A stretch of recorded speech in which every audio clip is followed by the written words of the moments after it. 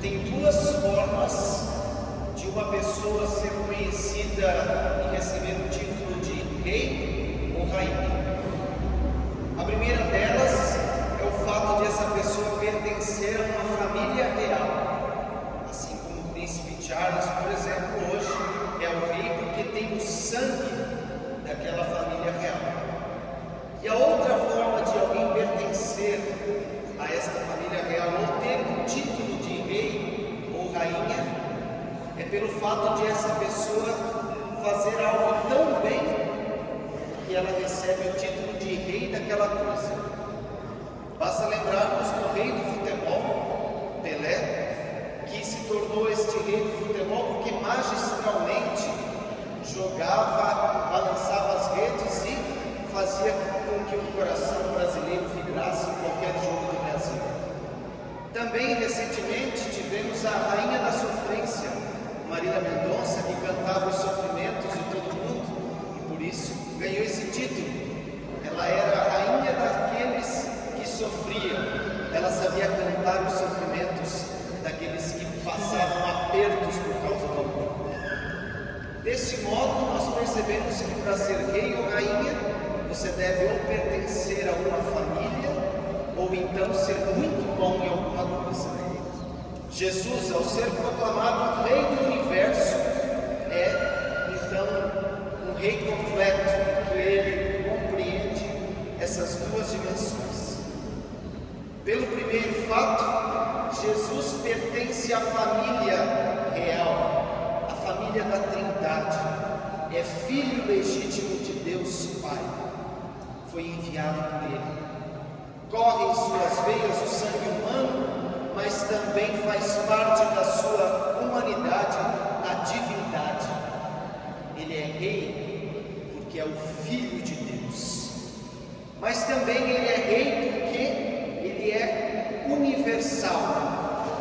As suas ações, o seu modo de proceder são universais, por isso, Rei do Universo.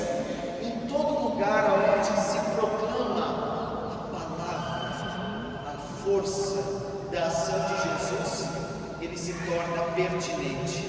Ele é universal, ele não ficou circunscrito a uma região, mas se espalhou no mundo todo, com uma grande resposta do mundo. Ele é a palavra definitiva, o verbo feito carne. Ele é aquele que em qualquer momento ainda é resposta, mesmo depois de tanto tempo ter passado por esta terra. Por isso é Rei do Universo, porque pertence à família real e porque é universal. É muito bom em saber viver. Não era bom em futebol e muito menos em cantar sofrência. Ele era bom em vida.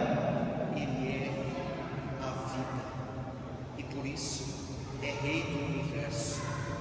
E assim como um bom rei, o nosso rei também tem alguns símbolos que fazem parte do espectro dos reis. E isso eu aprendi porque eu estou assistindo uma série da Netflix chamada The Crown, e lá tem muitos símbolos, né? Inclusive saiu uma nova temporada aí para quem também está acompanhando. Mas essa série apresenta vários símbolos e eu fiquei pensando como é que o rei Jesus se relaciona com os símbolos que fazem parte de um rei. Um bom rei tem um trono, não tem?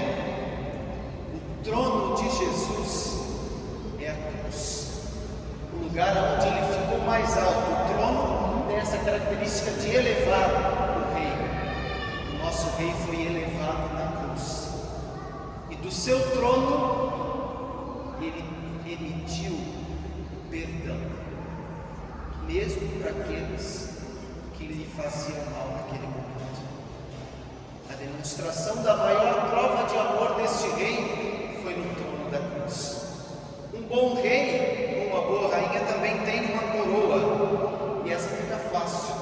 O nosso rei tem uma coroa de espinhos. Isso para mostrar que ele levou até as últimas consequências o seu projeto de amor. Foi coroado de espinhos, envergonhado, mas nunca abriu mão do amor que pregou. Um bom rei também tem um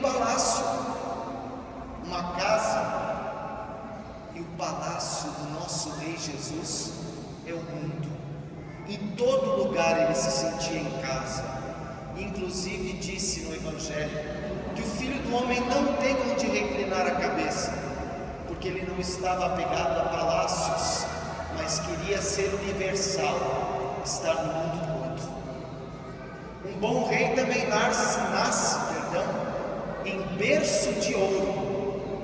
O berço de ouro do nosso rei é uma manjedoura, um lugar onde os animais comiam. Nasceu como uma pessoa simples, porque a sua missão, já desenhada na primeira leitura que ouvimos, era de ser pastor. E o bom pastor está próximo das suas ovelhas, conhece a realidade das ovelhas.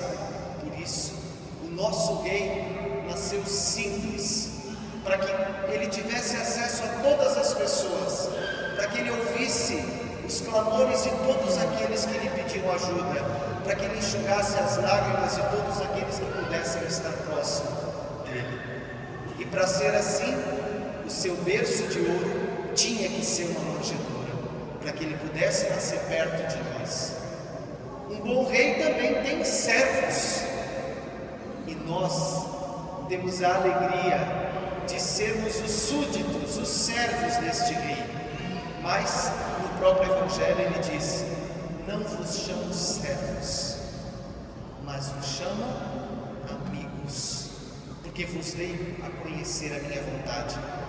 Um rei normalmente não fala o que está passando na cabeça dele. O nosso rei falou tudo o que passava na cabeça dele. E por fim, um bom rei tem decretos reais, decretos que determinam coisas. Um rei pode declarar, por exemplo, que todo dia é feriado e ninguém mais precisa trabalhar. O nosso rei também tinha um decreto real, o Evangelho, que ouvimos em toda a celebração, que meditamos diariamente no nosso dia a dia. Este decreto real é para nós a luz que nos inspira, é a palavra de vida. Não é um decreto que obedecemos porque tem que obedecer, é um decreto que amamos e por isso obedecemos. E o decreto real deste domingo, do nosso Rei do Universo, é o decreto do amor. Ele nos diz que para sermos seus, no entardecer de nossa vida, no fim da nossa existência, não seremos julgados se nós fomos isso ou aquilo, se adquirimos isso ou aquilo. Seremos julgados pelo quanto podemos amar, pelo quanto podemos estar perto das pessoas que mais necessitam da nossa presença. E ele vai mais fundo no seu decreto. Ele diz que ele permanecerá conosco quando, e especialmente quando, servirmos aqueles que mais necessitam. O nosso Rei tem o decreto do serviço, do amor. Ele mesmo diz que veio para servir e não para ser servido. E nós, copiando nosso Rei, também queremos servir a humanidade, sermos capazes de espalhar bondade, caridade. E em cada pessoa que fizermos um gesto de amor e de bondade, é o próprio Jesus a quem serviremos. Se nós ajudamos uma pessoa, na perspectiva cristã, nós não estamos ajudando esta pessoa, mas o próprio Cristo que se faz presente nela. É o próprio Jesus que está conosco. E diz o psicanalista Freud que uma pessoa que não ama é uma pessoa doente. O nosso Rei nos pede o amor para vencer a doença do egoísmo, a doença da falta de empatia. E amor, ao invés de pensarmos que é sentimento, na verdade, amor é prática. Amor é assim. Porque podemos dizer, eu amo você, mas não fazer nada por essa pessoa. Não é amor. Agora podemos amar uma pessoa com gestos e nunca dizer que a amamos, e é amor. Meu pai, por exemplo, nunca me disse eu te amo, mas eu nunca duvidei do amor dele. porque se fez prático, se fez ação. Nós temos este dom de amar, a prática. E o Evangelho de hoje é muito claro a quem devemos ir para amar. E muitas vezes os famintos, os sedentos, os presos, os doentes, os nus, aqueles que passam por dificuldades estão dentro da nossa casa.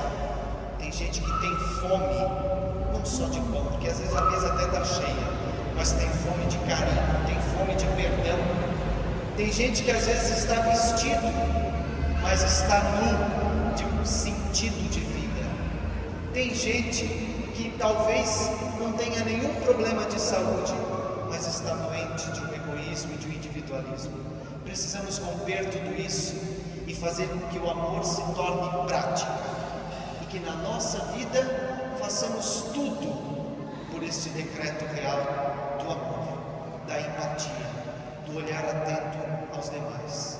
E no entardecer da nossa vida, quando chegar a hora de ensacarmos a viola e irmos para o céu, ao invés de mostrar quem fomos ou o que conquistamos, nós apresentaremos um coração cheio de amor, cheio de nomes, cheio de gestos de bondade. E então o Senhor dirá: vinde, bendito de meu Pai, venha para o reino preparado para vós desde o início do